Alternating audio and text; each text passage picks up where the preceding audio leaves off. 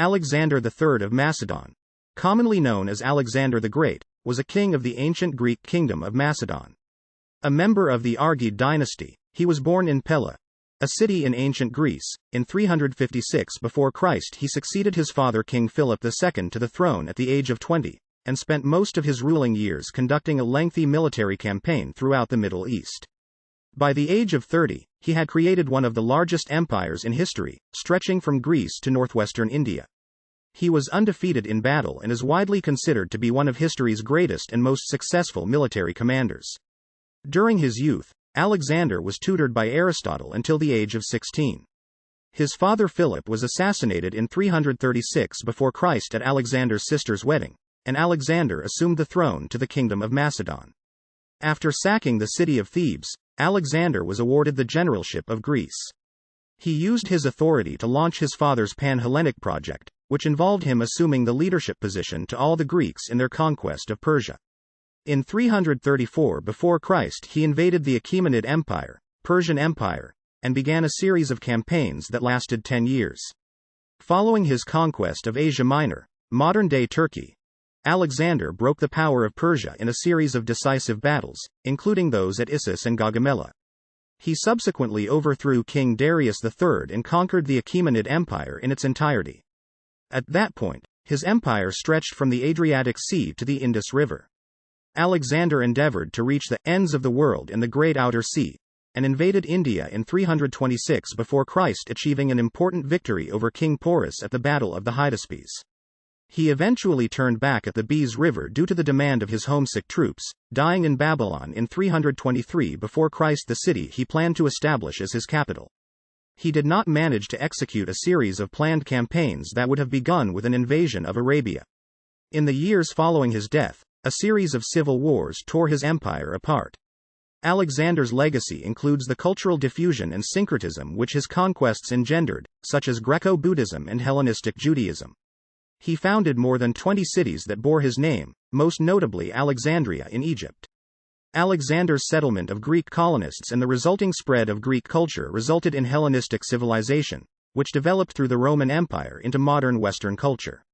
The Greek language became the lingua franca of the region and was the predominant language of the Byzantine Empire up until its end in the mid-15th century. Anno Domini Greek-speaking communities in central and far eastern Anatolia survived until the Greek genocide and the population exchange in the 1920s.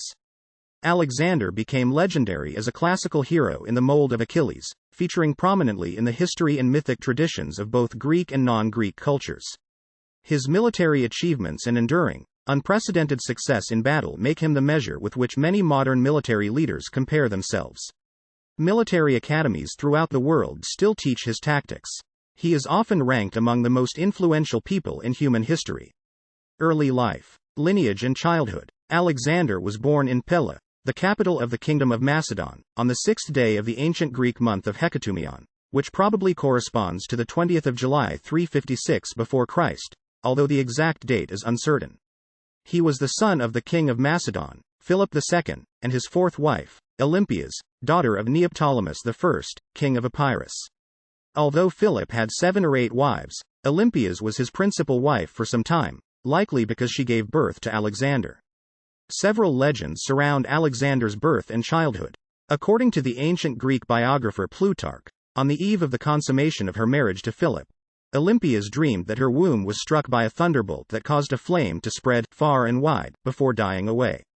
Sometime after the wedding, Philip is said to have seen himself, in a dream, securing his wife's womb with a seal engraved with a lion's image. Plutarch offered a variety of interpretations of these dreams. That Olympias was pregnant before her marriage, indicated by the sealing of her womb, or that Alexander's father was Zeus. Ancient commentators were divided about whether the ambitious Olympias promulgated the story of Alexander's divine parentage, variously claiming that she had told Alexander, or that she dismissed the suggestion as impious.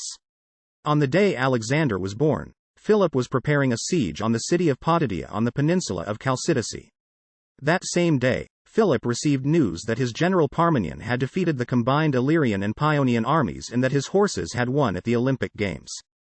It was also said that on this day, the temple of Artemis in Ephesus, one of the 7 wonders of the world, burnt down.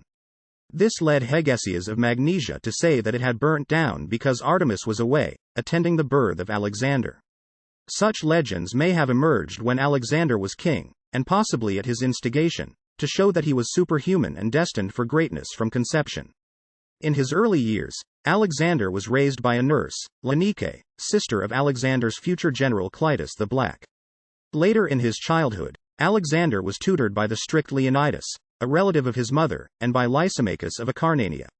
Alexander was raised in the manner of noble Macedonian youths, learning to read, play the lyre, ride, fight, and hunt. When Alexander was 10 years old, a trader from Thessaly brought Philip a horse, which he offered to sell for 13 talents. The horse refused to be mounted, and Philip ordered it away.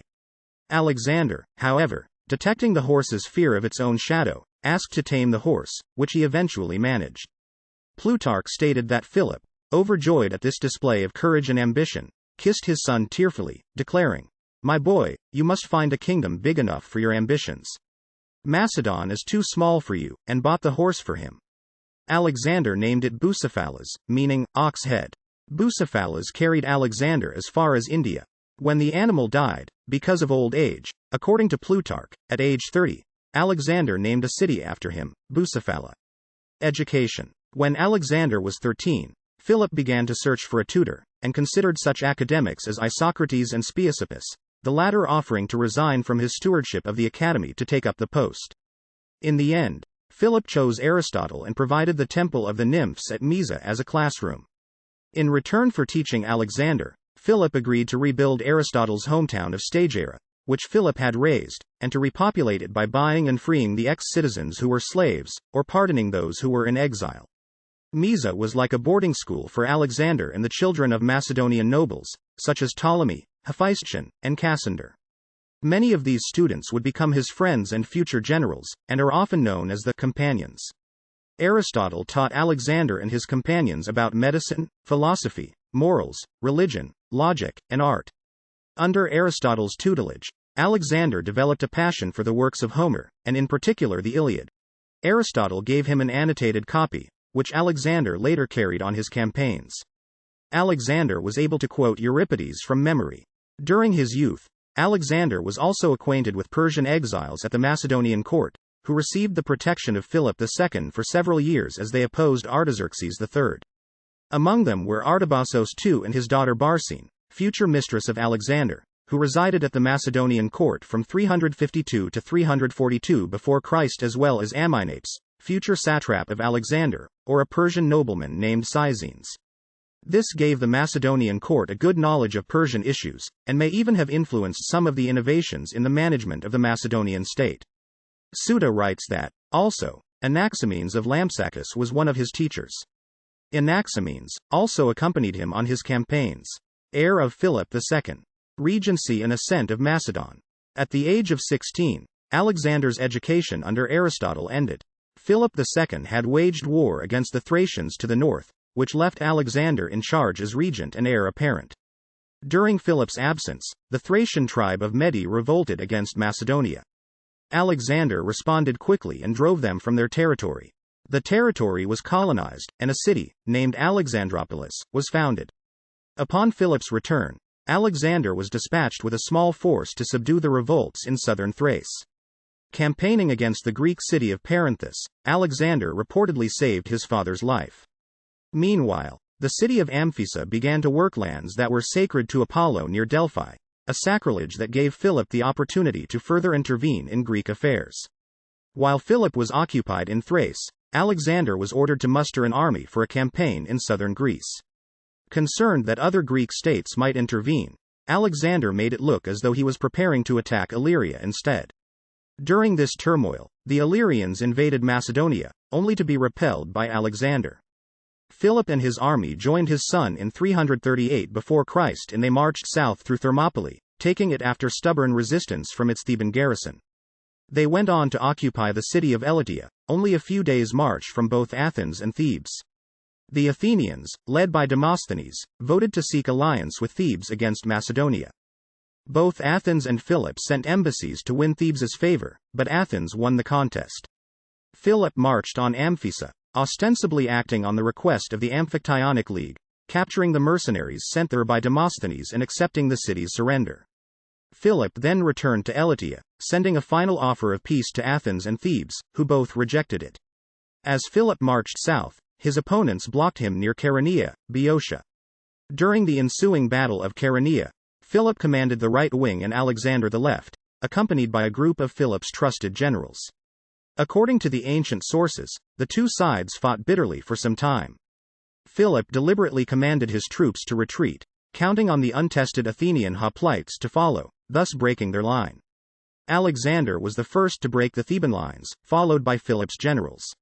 Having damaged the enemy's cohesion, Philip ordered his troops to press forward and quickly routed them. With the Athenians lost, the Thebans were surrounded. Left to fight alone, they were defeated. After the victory at Chaeronea, Philip and Alexander marched unopposed into the Peloponnese, welcomed by all cities. However, when they reached Sparta, they were refused, but did not resort to war.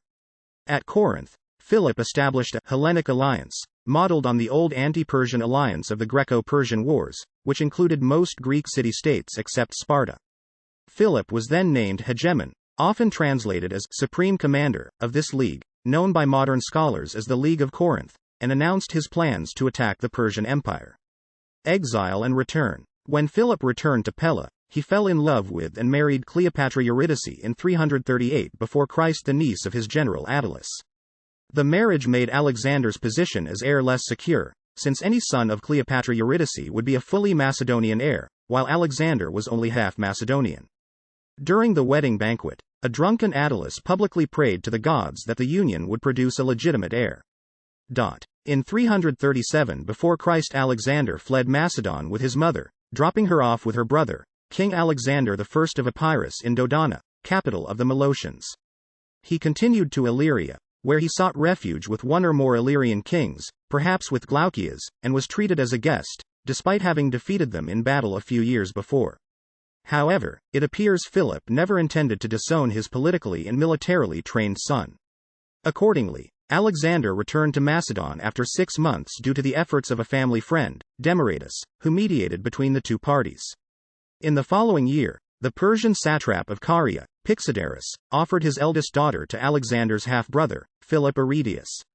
Olympias and several of Alexander's friends suggested this showed Philip intended to make Aridius his heir. Alexander reacted by sending an actor, Thessalus of Corinth, to tell Pixodarus that he should not offer his daughter's hand to an illegitimate son, but instead to Alexander. When Philip heard of this, he stopped the negotiations and scolded Alexander for wishing to marry the daughter of a Carion, explaining that he wanted a better bride for him. Philip exiled 4 of Alexander's friends, Harpalus, Nearchus, Ptolemy and Argead, and had the Corinthians bring Thessalus to him in chains. King of Macedon. Accession. In summer 336 before Christ, while at Argead attending the wedding of his daughter Cleopatra to Olympias's brother, Alexander I of Epirus, Philip was assassinated by the captain of his bodyguards, Pausanias. As Pausanias tried to escape, he tripped over a vine and was killed by his pursuers, including 2 of Alexander's companions, Perdiccas and Leonidas. Alexander was proclaimed king on the spot by the nobles and army at the age of 20. Consolidation of power. Alexander began his reign by eliminating potential rivals to the throne. He had his cousin, the former Amyntas IV, executed. He also had 2 Macedonian princes from the region of Lyncestis killed, but spared a third, Alexander Lyncestes. Olympias had Cleopatra Eurydice and Europa, her daughter by Philip, burned alive. When Alexander learned about this, he was furious. Alexander also ordered the murder of Attalus, who was in command of the advance guard of the army in Asia Minor and Cleopatra's uncle. Attalus was at that time corresponding with Demosthenes, regarding the possibility of defecting to Athens. Attalus also had severely insulted Alexander, and following Cleopatra's murder, Alexander may have considered him too dangerous to leave alive. Alexander spared Aridius, who was by all accounts mentally disabled, possibly as a result of poisoning by Olympias. News of Philip's death roused many states into revolt, including Thebes, Athens, Thessaly, and the Thracian tribes north of Macedon. When news of the revolts reached Alexander, he responded quickly. Though advised to use diplomacy, Alexander mustered 3,000 Macedonian cavalry and rode south towards Thessaly. He found the Thessalian army occupying the pass between Mount Olympus and Mount Ossa, and ordered his men to ride over Mount Ossa. When the Thessalians awoke the next day, they found Alexander in the rear and promptly surrendered, adding their cavalry to Alexander's force. He then continued south towards the Peloponnese. Alexander stopped at Thermopylae, where he was recognized as the leader of the Amphictyonic League before heading south to Corinth. Athens sued for peace and Alexander pardoned the rebels. The famous encounter between Alexander and Diogenes the Cynic occurred during Alexander's stay in Corinth. When Alexander asked Diogenes what he could do for him, the philosopher disdainfully asked Alexander to stand a little to the side, as he was blocking the sunlight. This reply apparently delighted Alexander, who is reported to have said, "But verily, if I were not Alexander, I would like to be Diogenes." At Corinth, Alexander took the title of hegemon, leader, and, like Philip, was appointed commander for the coming war against Persia. He also received news of a Thracian uprising. Balkan campaign. Before crossing to Asia, Alexander wanted to safeguard his northern borders. In the spring of 335 before Christ, he advanced to suppress several revolts. Starting from Amphipolis, he traveled east into the country of the independent Thracians, and at Mount Haemus, the Macedonian army attacked and defeated the Thracian forces manning the heights. The Macedonians marched into the country of the Triballi, and defeated their army near the Lesionus River, a tributary of the Danube. Alexander then marched for 3 days to the Danube, encountering the Getae tribe on the opposite shore. Crossing the river at night, he surprised them and forced their army to retreat after the first cavalry skirmish. News then reached Alexander that Clitus, king of Illyria, and King Glaucias of the Talentii were in open revolt against his authority. Marching west into Illyria, Alexander defeated each in turn, forcing the two rulers to flee with their troops. With these victories, he secured his northern frontier. While Alexander campaigned north, the Thebans and Athenians rebelled once again. Alexander immediately headed south. While the other cities again hesitated, Thebes decided to fight. The Theban resistance was ineffective, and Alexander razed the city and divided its territory between the other Boeotian cities. The end of Thebes cowed Athens, leaving all of Greece temporarily at peace. Alexander then set out on his Asian campaign, leaving Antipater as regent. According to ancient writers, Demosthenes called Alexander Margites and a boy. Greeks used the word Margites to describe fool and useless people, on account of the Margites. Conquest of the Persian Empire. Asia Minor. After his victory at the Battle of Chaeronea, 338 before Christ, Philip II began the work of establishing himself as hegemon of a league which, according to Diodorus, was to wage a campaign against the Persians for the sundry grievances Greece suffered in 480 and free the Greek cities of the western coast and islands from Achaemenid rule. In 336 he sent Parmenion, with Amyntas, Andromenus and Attalus, and an army of 10,000 men into Anatolia to make preparations for an invasion. At first, all went well. The Greek cities on the western coast of Anatolia revolted until the news arrived that Philip had been murdered and had been succeeded by his young son Alexander. The Macedonians were demoralized by Philip's death and were subsequently defeated near Magnesia by the Achaemenids under the command of the mercenary Memnon of Rhodes. Taking over the invasion project of Philip II, Alexander's army crossed the Hellespont in 334 before Christ with approximately 48,100 soldiers, 6,100 cavalry and a fleet of 120 ships with crews numbering 38,000, drawn from Macedon and various Greek city-states, mercenaries, and feudally raised soldiers from Thrace, Paeania, and Illyria. He showed his intent to conquer the entirety of the Persian Empire by throwing a spear into Asian soil and saying he accepted Asia as a gift from the gods. This also showed Alexander's eagerness to fight, in contrast to his father's preference for diplomacy. After an initial victory against Persian forces at the Battle of the Granicus, Alexander accepted the surrender of the Persian provincial capital and treasury of Sardis. He then proceeded along the Ionian coast, granting autonomy and democracy to the cities. Miletus, held by Achaemenid forces, required a delicate siege operation, with Persian naval forces nearby. Further south, at Halicarnassus, in Caria, Alexander successfully waged his first large-scale siege, eventually forcing his opponents, the mercenary captain Memnon of Rhodes and the Persian satrap of Caria, Orontobates, to withdraw by sea. Alexander left the government of Caria to a member of the Hecatomnid dynasty, Ada, who adopted Alexander. From Halicarnassus, Alexander proceeded into mountainous Lycia in the Pamphylian plain, asserting control over all coastal cities to deny the Persians naval bases. From Pamphylia onwards the coast held no major ports and Alexander moved inland. At Termessos, Alexander humbled but did not storm the Pisidian city. At the ancient Phrygian capital of Gordium, Alexander undid the hitherto unsolvable Gordian knot, a feat said to await the future king of Asia. According to the story, Alexander proclaimed that it did not matter how the knot was undone and hacked it apart with his sword. The Levant and Syria. In spring 333 before Christ, Alexander crossed the Taurus into Cilicia. After a long pause due to an illness, he marched on towards Syria. Though outmaneuvered by Darius's significantly larger army, he marched back to Cilicia, where he defeated Darius at Issus. Darius fled the battle, causing his army to collapse, and left behind his wife, his 2 daughters, his mother Sisygambis, and a fabulous treasure. He offered a peace treaty that included the lands he had already lost, and a ransom of 10,000 talents for his family. Alexander replied that since he was now king of Asia, it was he alone who decided territorial divisions. Alexander proceeded to take possession of Syria, and most of the coast of the Levant. In the following year, 332 before Christ, he was forced to attack Tyre, which he captured after a long and difficult siege. The men of military age were massacred and the women and children sold into slavery. Egypt. When Alexander destroyed Tyre, most of the towns on the route to Egypt quickly capitulated. However, Alexander was met with resistance at Gaza. The stronghold was heavily fortified and built on a hill, requiring a siege. When his engineers pointed out to him that because of the height of the mound it would be impossible, this encouraged Alexander all the more to make the attempt. After 3 unsuccessful assaults, the stronghold fell, but not before Alexander had received a serious shoulder wound.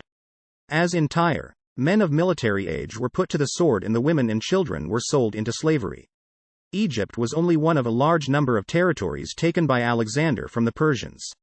After his trip to Siwa, Alexander was crowned in the temple of Ptah at Memphis. It appears that the Egyptian people did not find it disturbing that he was a foreigner, nor that he was absent for virtually his entire reign. Alexander restored the temples neglected by the Persians and dedicated new monuments to the Egyptian gods. In the temple of Luxor, near Karnak, he built a chapel for the sacred barge. During his brief months in Egypt, he reformed the taxation system on the Greek models and organized the military occupation of the country, but, early in 331 BCE, he left for Asia in pursuit of the Persians. Alexander advanced on Egypt in later 332 before Christ, where he was regarded as a liberator. To legitimize taking power and be recognized as the descendant of the long line of pharaohs, Alexander made sacrifices to the gods at Memphis and went to consult the famous oracle of Amun-Ra at the Siwa oasis. He was pronounced son of the deity Amun at the oracle of Siwa oasis in the Libyan desert. Henceforth, Alexander often referred to Zeus Ammon as his true father, and after his death, currency depicted him adorned with the horns of Ammon as a symbol of his divinity. The Greeks interpreted this message, one that the gods addressed to all pharaohs, as a prophecy. During his stay in Egypt, he founded Alexandria, which would become the prosperous capital of the Ptolemaic kingdom after his death. Control of Egypt passed to Ptolemy I, son of Lagos, the founder of the Ptolemaic dynasty, 305 to 30 BCE, after the death of Alexander. Assyria and Babylonia. Leaving Egypt in 331 before Christ, Alexander marched eastward into Achaemenid Assyria in Upper Mesopotamia, now northern Iraq, and defeated Darius again at the Battle of Gaugamela. Darius once more fled the field, and Alexander chased him as far as Arbela. Gaugamela would be the final and decisive encounter between the two. Darius fled over the mountains to Ecbatana, modern Hamadan, while Alexander captured Babylon.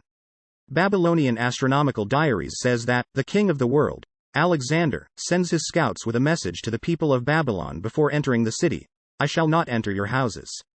Persia. From Babylon, Alexander went to Susa, one of the Achaemenid capitals, and captured its treasury. He sent the bulk of his army to the Persian ceremonial capital of Persepolis via the Persian royal road. Alexander himself took selected troops on the direct route to the city. He then stormed the pass of the Persian Gates, in the modern Zagros Mountains, which had been blocked by a Persian army under Ariobarzanes, and then hurried to Persepolis before its garrison could loot the treasury.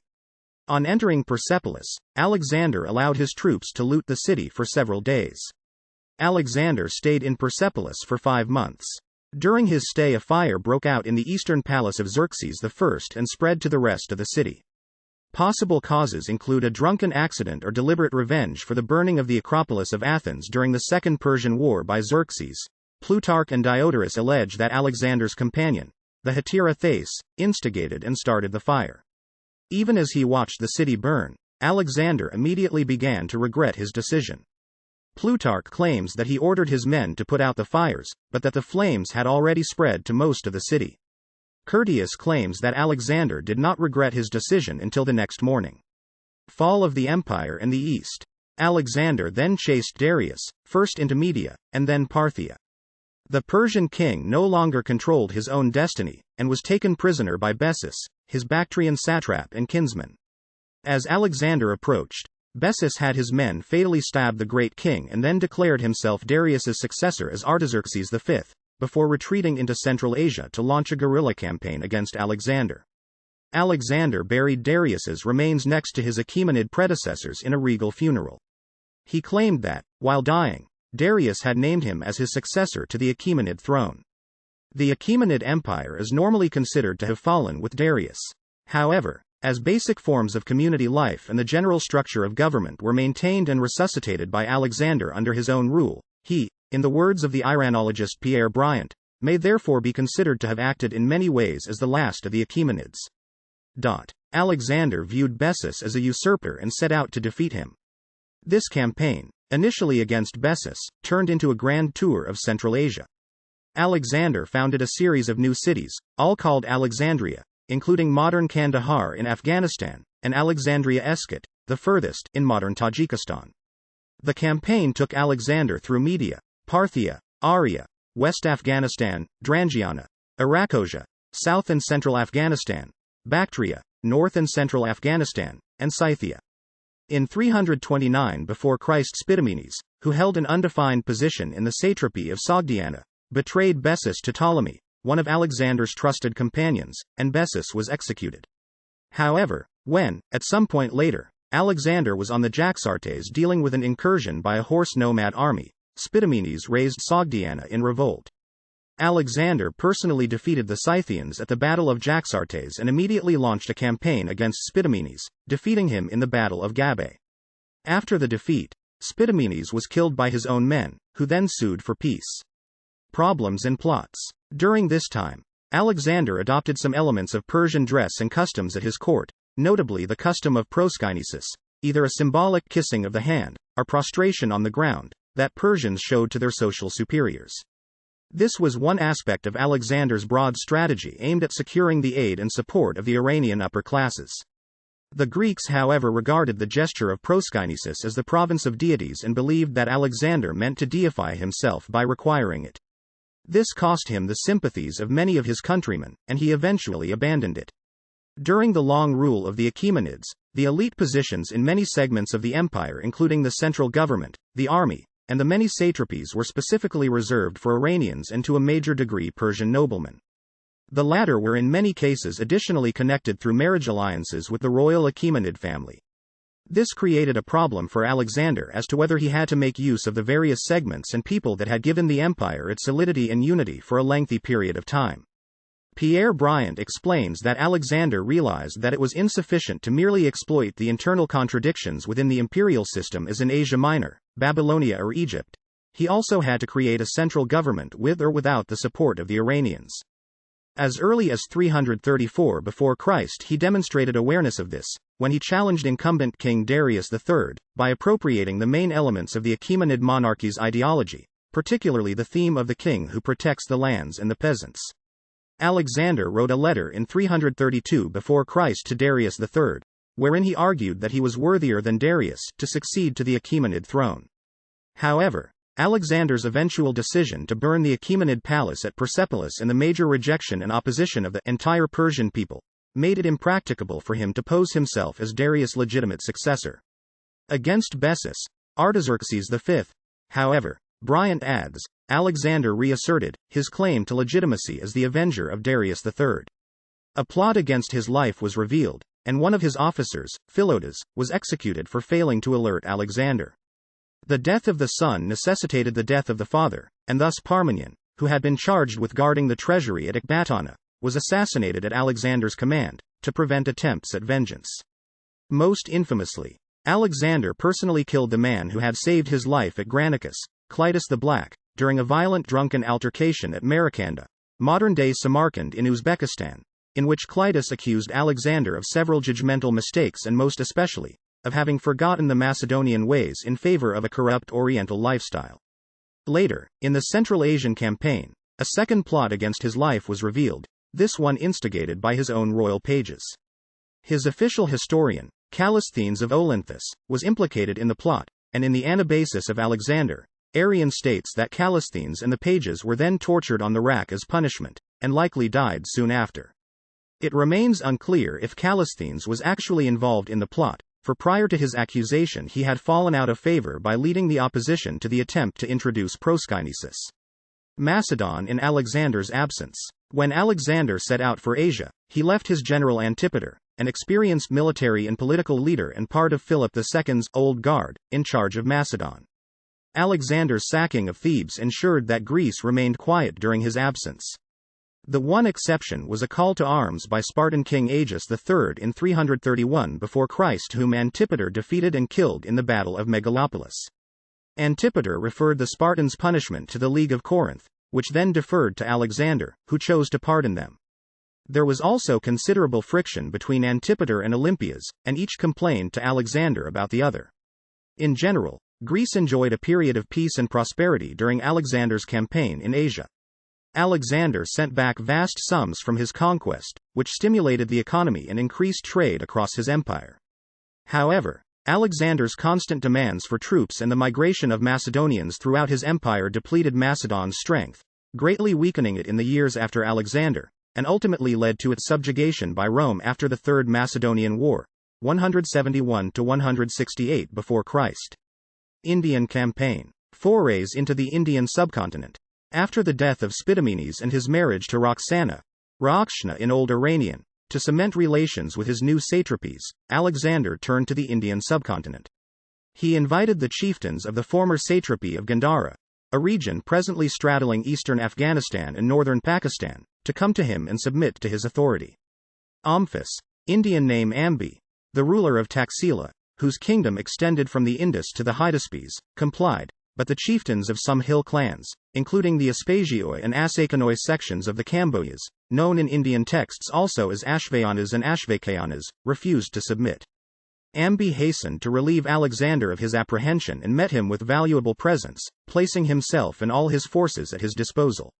Alexander not only returned Ambi his title and the gifts, but he also presented him with a wardrobe of Persian robes, gold and silver ornaments, 30 horses and 1,000 talents in gold.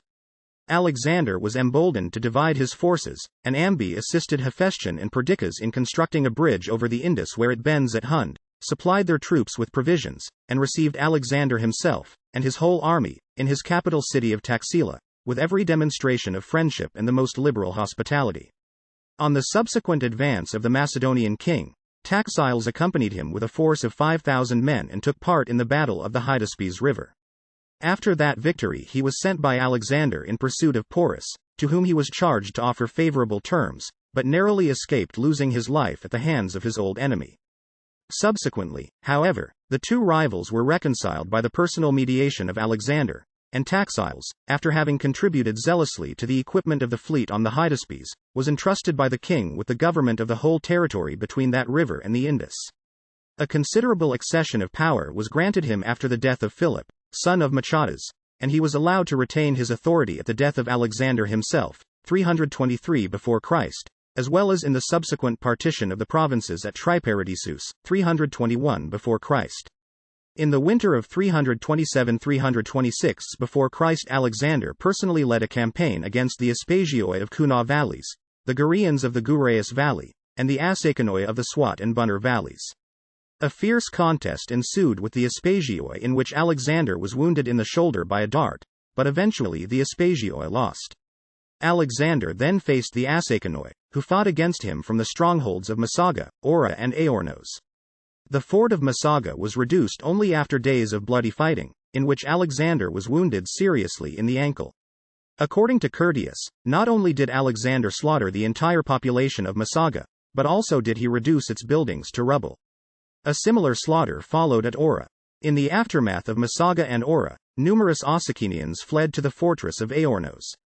Alexander followed close behind and captured the strategic hill fort after 4 bloody days. After Aornos, Alexander crossed the Indus and fought and won an epic battle against King Porus, who ruled a region lying between the Hydaspes and the Assassines, in what is now the Punjab. In the Battle of the Hydaspes in 326 before Christ, Alexander was impressed by Porus's bravery, and made him an ally. He appointed Porus as satrap, and added to Porus's territory land that he did not previously own, towards the southeast, up to the Hyphasis. Choosing a local helped him control these lands so distant from Greece.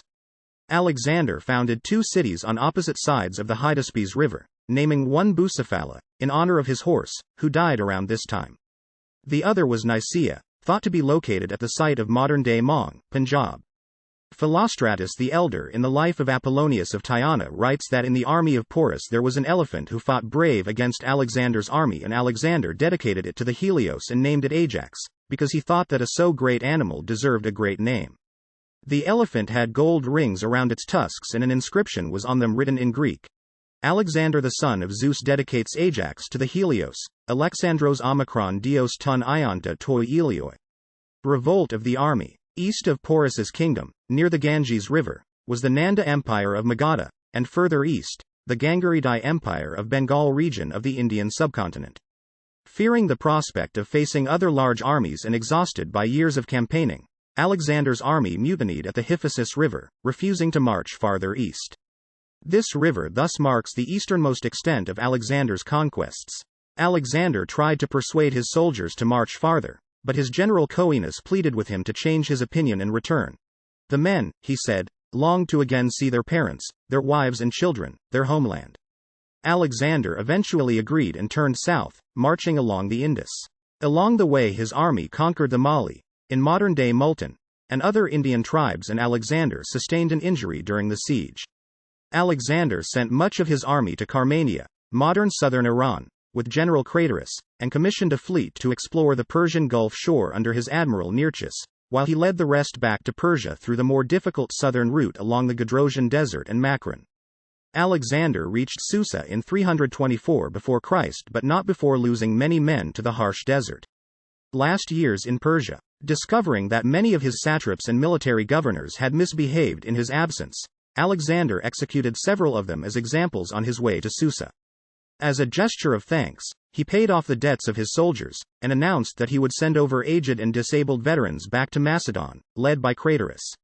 His troops misunderstood his intention and mutinied at the town of Ophias. They refused to be sent away and criticized his adoption of Persian customs and dress and the introduction of Persian officers and soldiers into Macedonian units.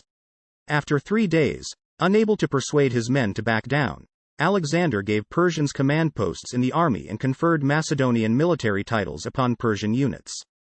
The Macedonians quickly begged forgiveness, which Alexander accepted, and held a great banquet with several thousand of his men. In an attempt to craft a lasting harmony between his Macedonian and Persian subjects, Alexander held a mass marriage of his senior officers to Persian and other noblewomen at Susa, but few of those marriages seem to have lasted much beyond a year. Meanwhile, upon his return to Persia, Alexander learned that guards of the tomb of Cyrus the Great in Pasargadae had desecrated it, and swiftly executed them. Alexander admired Cyrus the Great, from an early age reading Xenophon's Cyropaedia, which described Cyrus's heroism in battle and governance as a king and legislator. During his visit to Pasargadae, Alexander ordered his architect Aristobulus to decorate the interior of the sepulchral chamber of Cyrus's tomb. Afterwards, Alexander traveled to Ecbatana to retrieve the bulk of the Persian treasure.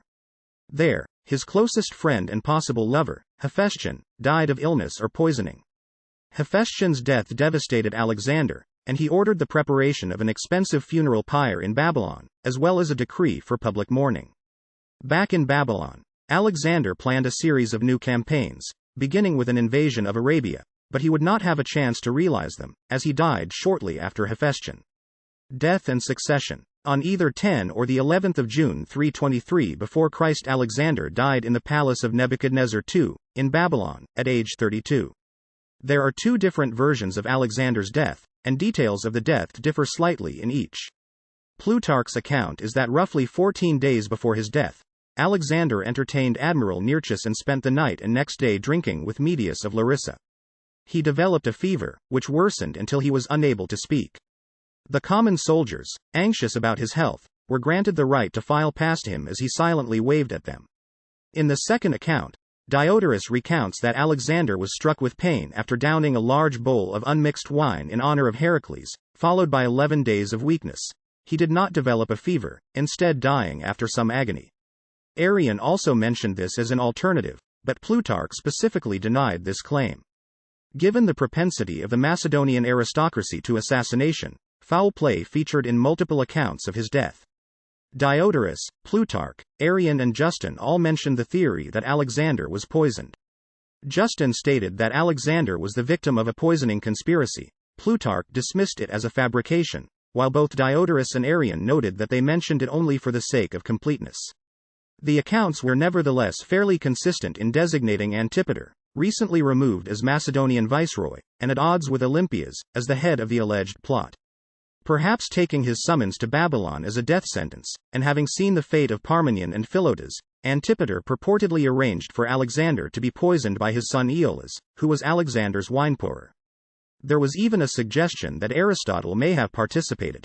The strongest argument against the poison theory is the fact that 12 days passed between the start of his illness and his death. Such long-acting poisons were probably not available.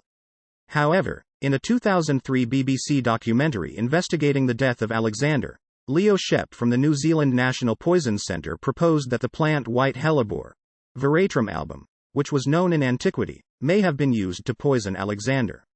In a 2014 manuscript in the journal Clinical Toxicology, Shep suggested Alexander's wine was spiked with Veratrum album, and that this would produce poisoning symptoms that match the course of events described in the Alexander romance. Veratrum album poisoning can have a prolonged course, and it was suggested that if Alexander was poisoned, Veratrum album offers the most plausible cause. Another poisoning explanation put forward in 2010 proposed that the circumstances of his death were compatible with poisoning by water of the river Styx, modern-day Mavronary in Arcadia, Greece, that contained Kalichi amycin, a dangerous compound produced by bacteria. Several natural causes have been suggested, including malaria and typhoid fever.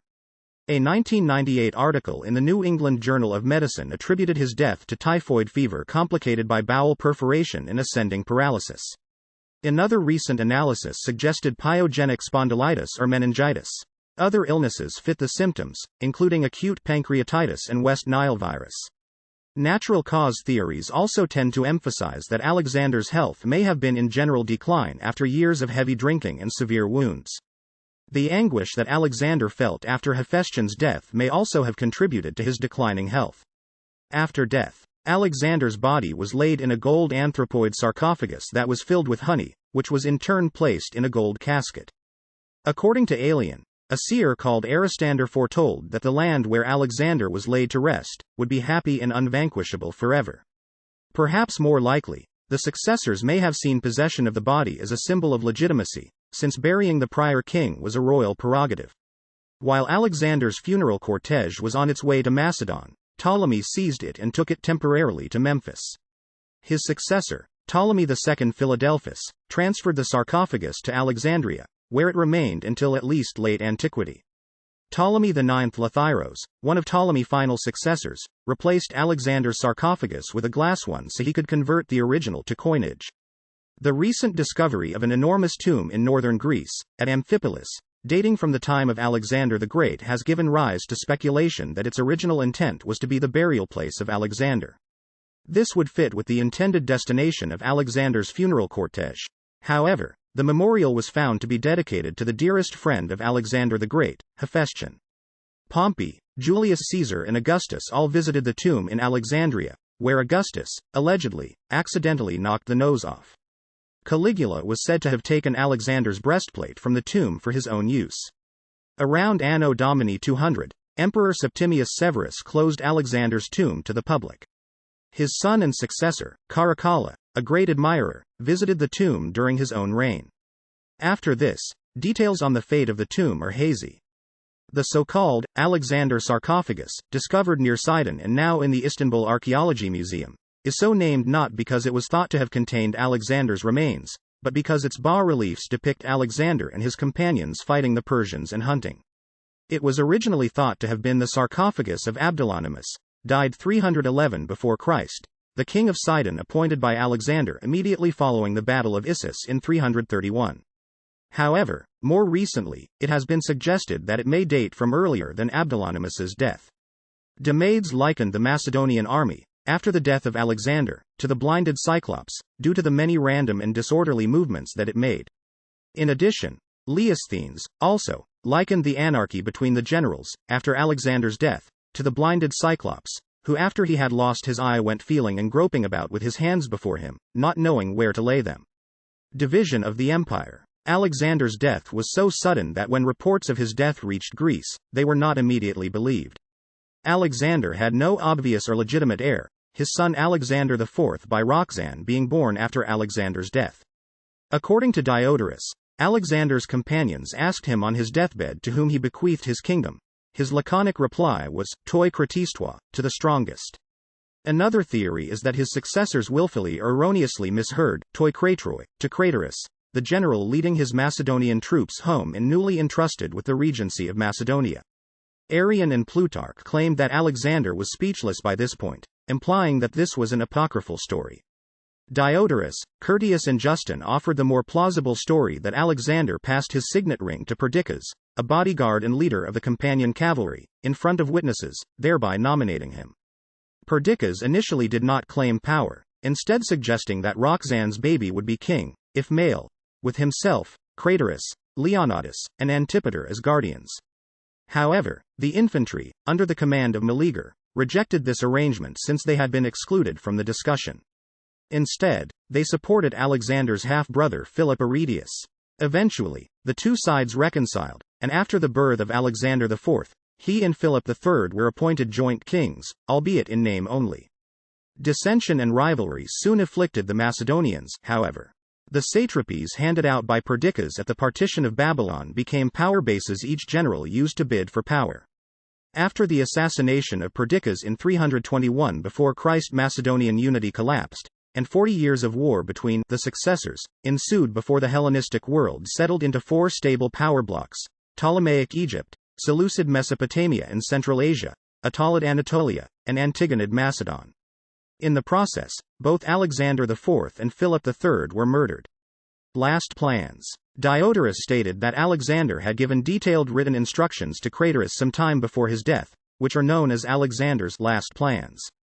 Craterus started to carry out Alexander's commands, but the successors chose not to further implement them, on the grounds they were impractical and extravagant. Furthermore, Perdiccas had read the notebooks containing Alexander's last plans to the Macedonian troops in Babylon, who voted not to carry them out. According to Diodorus, Alexander's last plans called for military expansion into the southern and western Mediterranean, monumental constructions, and the intermixing of eastern and western populations. The enormous scale of these plans has led many scholars to doubt their historicity. Ernst Badian argued that they were exaggerated by Perdiccas in order to ensure that the Macedonian troops voted not to carry them out. Other scholars have proposed that they were invented by later authors within the tradition of the Alexander romance. Character. Generalship. Alexander perhaps earned the epithet, the Great, due to his unparalleled success as a military commander. He never lost a battle, despite typically being outnumbered. This was due to use of terrain, phalanx and cavalry tactics, bold strategy, and the fierce loyalty of his troops. The Macedonian phalanx, armed with the sarissa, a spear 6 meters, 20 feet long, had been developed and perfected by Philip II through rigorous training, and Alexander used its speed and maneuverability to great effect against larger but more disparate Persian forces. Alexander also recognized the potential for disunity among his diverse army, which employed various languages and weapons. He overcame this by being personally involved in battle, in the manner of a Macedonian king. In his first battle in Asia, at Granicus, Alexander used only a small part of his forces, perhaps 13,000 infantry with 5,000 cavalry, against a much larger Persian force of 40,000. Alexander placed the phalanx at the center and cavalry and archers on the wings, so that his line matched the length of the Persian cavalry line, about 3 kilometers, 1.86 miles. By contrast, the Persian infantry was stationed behind its cavalry. This ensured that Alexander would not be outflanked, while his phalanx, armed with long pikes, had a considerable advantage over the Persian scimitars and javelins. Macedonian losses were negligible compared to those of the Persians. At Issus in 333 before Christ, his first confrontation with Darius, he used the same deployment, and again the central phalanx pushed through. Alexander personally led the charge in the center, routing the opposing army. At the decisive encounter with Darius at Gaugamela, Darius equipped his chariots with scythes on the wheels to break up the phalanx and equipped his cavalry with pikes. Alexander arranged a double phalanx, with the center advancing at an angle, parting when the chariots bore down and then reforming. The advance was successful and broke Darius's center, causing the latter to flee once again. When faced with opponents who used unfamiliar fighting techniques, such as in Central Asia and India, Alexander adapted his forces to his opponent's style. Thus, in Bactria and Sogdiana, Alexander successfully used his javelin throwers and archers to prevent outflanking movements, while massing his cavalry at the center. In India, confronted by Porus's elephant corps, the Macedonians opened their ranks to envelop the elephants and used their sarissas to strike upwards and dislodge the elephants' handlers. Physical appearance. Historical sources frequently give conflicting accounts of Alexander's appearance, and the earliest sources are the most scant in their detail. During his lifetime, Alexander carefully curated his image by commissioning works from famous and great artists of the time. This included commissioning sculptures by Lysippus, paintings by Apelles, and gem engravings by Pyrgotlis. Ancient authors recorded that Alexander was so pleased with portraits of himself created by Lysippus that he forbade other sculptors from crafting his image. Scholars today, however, find the claim dubious. Nevertheless, Andrew Stewart highlights the fact that artistic portraits, not least because of who they are commissioned by, are always partisan, and that artistic portrayals of Alexander seek to legitimize him, or, by extension, his successors, to interpret him to their audiences, to answer their critiques, and to persuade them of his greatness, and thus should be considered within a framework of praise and blame, in the same way sources such as praise poetry are. Despite those caveats, Lysippus's sculpture, famous for its naturalism, as opposed to a stiffer, more static pose, is thought to be the most faithful depiction. Both Curtius and Diodorus report a story that when Darius III's mother, Sisygambis, first met Alexander and Hephaestion, she assumed that the latter was Alexander because he was the taller and more handsome of the two. Details from the Alexander sarcophagus show that he had a fair complexion with ruddy cheeks. This is in line with the description of him given by the Greek biographer Plutarch, circa 45 circa 120 Anno Domini. Historians have understood the detail of the pleasant odor attributed to Alexander as stemming from a belief in ancient Greece that pleasant scents are characteristic of gods and heroes. The Alexander mosaic and contemporary coins portray Alexander with a straight nose, a slightly protruding jaw, full lips and eyes deep set beneath a strongly pronounced forehead. Although the Alexander mosaic depicts him with brown hair, the ancient historian Aelian 175–235 Anno Domini, in his Varia Historia, 12.14, describes Alexander as having fair, or golden, hair. Personality. As is the case with personality traits in general, Alexander's prominent personality traits reflected those of his parents. His mother had huge ambitions, and encouraged him to believe it was his destiny to conquer the Persian Empire. Olympias's influence instilled a sense of destiny in him, and Plutarch tells how his ambition kept his spirit serious and lofty in advance of his years. However, his father Philip was probably Alexander's most immediate and influential role model, as the young Alexander watched him campaign practically every year, winning victory after victory while ignoring severe wounds. Alexander's relationship with his father forged the competitive side of his personality. He had a need to outdo his father, illustrated by his reckless behavior in battle. While Alexander worried that his father would leave him no great or brilliant achievement to be displayed to the world, he also downplayed his father's achievements to his companions. According to Plutarch, among Alexander's traits were a violent temper and rash, impulsive nature, which undoubtedly contributed to some of his decisions. Although Alexander was stubborn and did not respond well to orders from his father, he was open to reasoned debate. He had a calmer side, perceptive, logical, and calculating. He had a great desire for knowledge, a love for philosophy, and was an avid reader. This was no doubt in part due to Aristotle's tutelage. Alexander was intelligent and quick to learn. His intelligent and rational side was amply demonstrated by his ability and success as a general.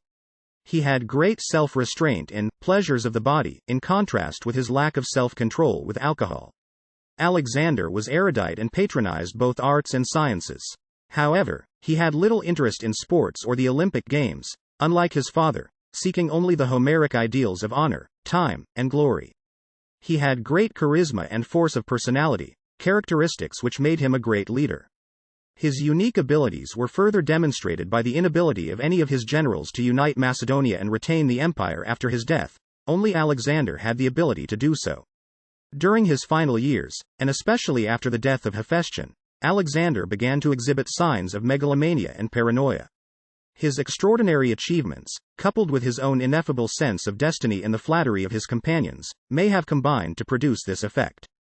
His delusions of grandeur are readily visible in his will and in his desire to conquer the world, inasmuch as he is by various sources described as having boundless ambition, an epithet, the meaning of which has descended into an historical cliché.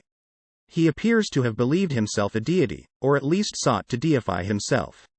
Olympias always insisted to him that he was the son of Zeus, a theory apparently confirmed to him by the oracle of Ammon at Siwa. He began to identify himself as the son of Zeus Ammon.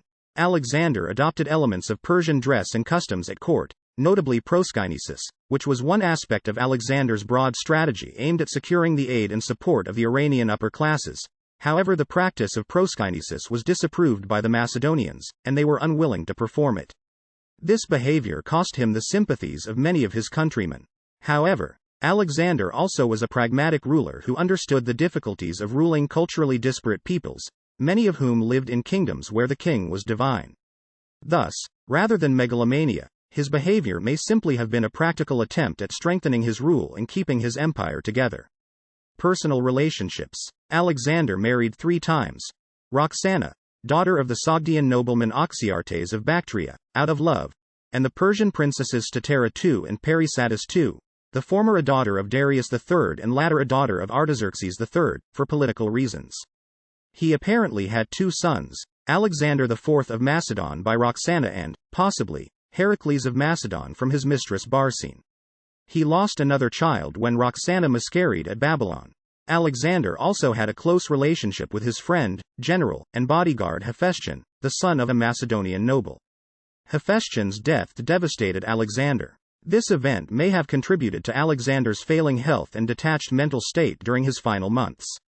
Alexander's sexuality has been the subject of speculation and controversy in modern times. The Roman-era writer Athenaeus says, based on the scholar Dicaearchus, who was Alexander's contemporary, that the king was quite excessively keen on boys, and that Alexander kissed the eunuch Bagoas in public. This episode is also told by Plutarch, probably based on the same source. None of Alexander's contemporaries, however, are known to have explicitly described Alexander's relationship with Hephaestion as sexual, though the pair was often compared to Achilles and Patroclus, whom classical Greek culture painted as a couple. Aelian writes of Alexander's visit to Troy where Alexander garlanded the tomb of Achilles, and Hephaestion that of Patroclus, the latter hinting that he was a beloved of Alexander, in just the same way as Patroclus was of Achilles. Some modern historians, e.g., Robin Lane Fox, believe not only that Alexander's youthful relationship with Hephaestion was sexual, but that their sexual contacts may have continued into adulthood, which went against the social norms of at least some Greek cities, such as Athens, though some modern researchers have tentatively proposed that Macedonia, or at least the Macedonian court, may have been more tolerant of homosexuality between adults. Green argues that there is little evidence in ancient sources that Alexander had much carnal interest in women. He did not produce an heir until the very end of his life. However, Ogden calculates that Alexander, who impregnated his partners thrice in 8 years, had a higher matrimonial record than his father at the same age. 2 of these pregnancies, Statera's and Barsine's, are of dubious legitimacy. According to Diodorus Siculus, Alexander accumulated a harem in the style of Persian kings, but he used it rather sparingly, not wishing to offend the Macedonians, showing great self-control in pleasures of the body. Nevertheless, Plutarch described how Alexander was infatuated by Roxana while complimenting him on not forcing himself on her. Green suggested that, in the context of the period, Alexander formed quite strong friendships with women, including Ada of Caria, who adopted him, and even Darius's mother Sisygambis, who supposedly died from grief upon hearing of Alexander's death. Legacy. Alexander's legacy extended beyond his military conquests, and his reign marked a turning point in European and Asian history. His campaigns greatly increased contacts and trade between East and West, and vast areas to the east were significantly exposed to Greek civilization and influence. Some of the cities he founded became major cultural centers, many surviving into the 21st century. His chroniclers recorded valuable information about the areas through which he marched, while the Greeks themselves got a sense of belonging to a world beyond the Mediterranean. Hellenistic kingdoms. Alexander's most immediate legacy was the introduction of Macedonian rule to huge new swaths of Asia. At the time of his death, Alexander's empire covered some 5,200,000 kilometers, 2 million square miles, and was the largest state of its time. Many of these areas remained in Macedonian hands or under Greek influence for the next 200 to 300 years. The successor states that emerged were, at least initially, dominant forces, and these 300 years are often referred to as the Hellenistic period. The eastern borders of Alexander's empire began to collapse even during his lifetime. However, the power vacuum he left in the northwest of the Indian subcontinent directly gave rise to one of the most powerful Indian dynasties in history, the Maurya Empire. Taking advantage of this power vacuum, Chandragupta Maurya, referred to in Greek sources as Sandrokatos, of relatively humble origin, took control of the Punjab, and with that power base proceeded to conquer the Nanda Empire. Founding of cities. Over the course of his conquests, Alexander founded some 20 cities that bore his name, most of them east of the Tigris. The first, and greatest, was Alexandria in Egypt, which would become one of the leading Mediterranean cities. The city's locations reflected trade routes as well as defensive positions. At first, the cities must have been inhospitable, little more than defensive garrisons. Following Alexander's death, many Greeks who had settled there tried to return to Greece. However, a century or so after Alexander's death, many of the Alexandrias were thriving, with elaborate public buildings and substantial populations that included both Greek and local peoples. The foundation of the new Smyrna was also associated with Alexander. According to the legend, after Alexander hunted on the Mount Pagus, he slept under a plane tree at the sanctuary of Nemesis. While he was sleeping, the goddess appeared and told him to found a city there and move into it. The Smyrnaeans from the old city. The Smyrnaeans sent ambassadors to the oracle at Claris to ask about this, and after the response from the oracle they decided to move to the new city. The city of Pella, in modern Jordan, was founded by veterans of Alexander's army, and named it after the city of Pella, in Greece, which was the birthplace of Alexander. Funding of temples.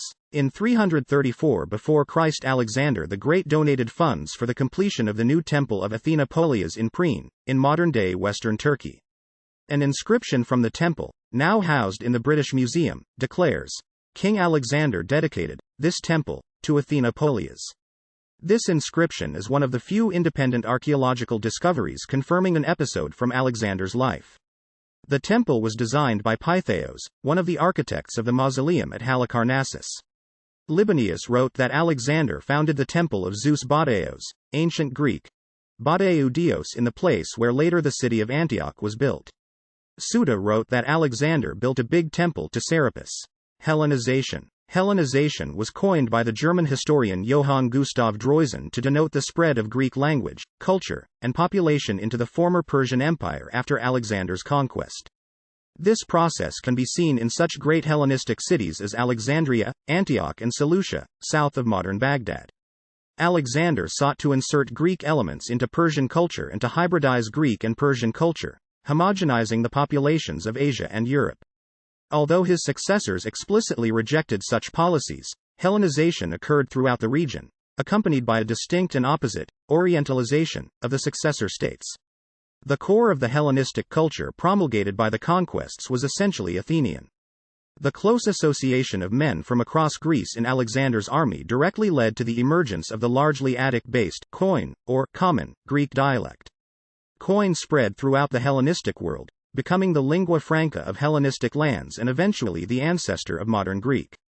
Furthermore, town planning, education, local government, and art current in the Hellenistic period were all based on classical Greek ideals, evolving into distinct new forms commonly grouped as Hellenistic. Also, the New Testament was written in the Koine Greek language. Aspects of Hellenistic culture were still evident in the traditions of the Byzantine Empire in the mid-15th century. Hellenization in South and Central Asia. Some of the most pronounced effects of Hellenization can be seen in Afghanistan and India, in the region of the relatively late rising Greco-Bactrian kingdom, 250 to 125 before Christ, in modern Afghanistan, Pakistan, and Tajikistan, and the Indo-Greek kingdom, 180 before Christ 10 Anno Domini in modern Afghanistan and India. On the Silk Road trade routes, Hellenistic culture hybridized with Iranian and Buddhist cultures. The cosmopolitan art and mythology of Gandhara, a region spanning the upper confluence of the Indus, Swat and Kabul rivers in modern Pakistan, of the 3rd century before Christ to the 5th century Anno Domini are most evident of the direct contact between Hellenistic civilization and South Asia, as are the edicts of Ashoka, which directly mention the Greeks within Ashoka's dominion as converting to Buddhism and the reception of Buddhist emissaries by Ashoka's contemporaries in the Hellenistic world. The resulting syncretism known as Greco-Buddhism influenced the development of Buddhism and created a culture of Greco-Buddhist art. These Greco-Buddhist kingdoms sent some of the first Buddhist missionaries to China, Sri Lanka and Hellenistic Asia and Europe. Greco-Buddhist monasticism. Some of the first and most influential figurative portrayals of the Buddha appeared at this time, perhaps modeled on Greek statues of Apollo in the Greco-Buddhist style. Several Buddhist traditions may have been influenced by the ancient Greek religion. The concept of bodhisattvas is reminiscent of Greek divine heroes, and some Mahayana ceremonial practices, burning incense, gifts of flowers, and food placed on altars, are similar to those practiced by the ancient Greeks. However, similar practices were also observed amongst the native Indic culture. One Greek king, Menander I, probably became Buddhist, and was immortalized in Buddhist literature as Milinda. The process of Hellenization also spurred trade between the East and West. For example, Greek astronomical instruments dating to the 3rd century before Christ were found in the Greco-Bactrian city of Iconium in modern-day Afghanistan, while the Greek concept of a spherical Earth surrounded by the spheres of planets eventually supplanted the long-standing Indian cosmological belief of a disk consisting of 4 continents grouped around a central mountain, Mount Meru, like the petals of a flower. The Yavanajataka, lit. Greek astronomical treatise, and Palisa Siddhanta texts depict the influence of Greek astronomical ideas on Indian astronomy. Following the conquests of Alexander the Great in the East, Hellenistic influence on Indian art was far-ranging. In the area of architecture, a few examples of the Ionic order can be found as far as Pakistan with the Jandial Temple near Taxila. Several examples of capitals displaying Ionic influences can be seen as far as Patna, especially with the Pataliputra capital, dated to the 3rd century before Christ. The Corinthian order is also heavily represented in the art of Gandhara, especially through Indo-Corinthian capitals. Influence on Rome. Alexander and his exploits were admired by many Romans, especially generals, who wanted to associate themselves with his achievements. Polybius began his histories by reminding Romans of Alexander's achievements, and thereafter Roman leaders saw him as a role model. Pompey the Great adopted the epithet, Magnus, and even Alexander's Anastole-type haircut, and searched the conquered lands of the East for Alexander's 260-year-old cloak, which he then wore as a sign of greatness. Julius Caesar dedicated a Lysipian equestrian bronze statue but replaced Alexander's head with his own, while Octavian visited Alexander's tomb in Alexandria and temporarily changed his seal from a sphinx to Alexander's profile. The Emperor Trajan also admired Alexander, as did Nero and Caracalla. The Macriani, a Roman family that in the person of Macrinus briefly ascended to the imperial throne, kept images of Alexander on their persons, either on jewelry or embroidered into their clothes. On the other hand, some Roman writers, particularly Republican figures, used Alexander as a cautionary tale of how autocratic tendencies can be kept in check by Republican values. Alexander was used by these writers as an example of ruler values such as Amicita and Clementia, but also Iracundia and Cupiditas Gloriae, over desire for glory. Emperor Julian in his satire called The Caesars, describes a contest between the previous Roman emperors, with Alexander the Great called in as an extra contestant, in the presence of the assembled gods. The Itinerarium Alexandri is a 4th century Latin itinerarium which describes Alexander the Great's campaigns. Julius Caesar went to serve his quaestorship in Hispania after his wife's funeral, in the spring or early summer of 69 before Christ. While there, he encountered a statue of Alexander the Great, and realized with dissatisfaction that he was now at an age when Alexander had the world at his feet, while he had achieved comparatively little. Pompey posed as the new Alexander, since he was his boyhood hero. After Caracalla concluded his campaign against the Alemanni, it became evident that he was inordinately preoccupied with Alexander the Great. He began openly mimicking Alexander in his personal style. In planning his invasion of the Parthian Empire, Caracalla decided to arrange 16,000 of his men in Macedonian-style phalanxes, despite the Roman army having made the phalanx an obsolete tactical formation. The historian Christopher Matthew mentions that the term phalangari has two possible meanings, both with military connotations. The first refers merely to the Roman battle line and does not specifically mean that the men were armed with pikes, and the second bears similarity to the Marian mules of the late Roman Republic, who carried their equipment suspended from a long pole, which were in use until at least the 2nd century Anno Domini. As a consequence, the phalangari of Legio II Parthica may not have been pikemen, but rather standard battle line troops or possibly triarii. Caracalla's mania for Alexander went so far that Caracalla visited Alexandria while preparing for his Persian invasion and persecuted philosophers of the Aristotelian school based on a legend that Aristotle had poisoned Alexander. This was a sign of Caracalla's increasingly erratic behavior. But this mania for Alexander, strange as it was overshadowed by subsequent events in Alexandria. In 39, Caligula performed a spectacular stunt by ordering a temporary floating bridge to be built using ships as pontoons, stretching for over 2 miles from the resort of Baiae to the neighboring port of Puteoli. It was said that the bridge was to rival the Persian king Xerxes' pontoon bridge crossing of the Hellespont. Caligula, who could not swim, then proceeded to ride his favorite horse Incitatus across, wearing the breastplate of Alexander the Great. This act was in defiance of a prediction by Tiberius's soothsayer Thrasyllus of Mendes that Caligula had no more chance of becoming emperor than of riding a horse across the Bay of Baiae. The diffusion of Greek culture and language cemented by Alexander's conquests in West Asia and North Africa served as a precondition for the later Roman expansion into these territories, an entire basis for the Byzantine Empire, according to Arrington. Unsuccessful plan to cut a canal through the isthmus. Pausanias writes that Alexander wanted to dig through the Mimas mountain, in today's Karabaran area, but didn't succeed. He says this was Alexander's only unsuccessful project. Pliny the Elder adds that the planned distance was 12 kilometers, 7.5 miles, and the purpose was to cut a canal through the isthmus to connect the Castrian and Hermaean bays. Naming of the Icarus Island in the Persian Gulf. Arrian wrote that Aristobulus said that Alexander named Icarus Island, modern Failaka Island, in the Persian Gulf after Icarus Island in the Aegean. Legend. Many of the legends about Alexander derive from his own lifetime, probably encouraged by Alexander himself. His court historian Callisthenes portrayed the sea in Cilicia as drawing back from him in proskinesis. Writing shortly after Alexander's death, Onesicritus invented a tryst between Alexander and Thalestris, queen of the mythical Amazons. He reportedly read this passage to his patron king Lysimachus, who had been one of Alexander's generals and who quipped, "I wonder where I was at the time."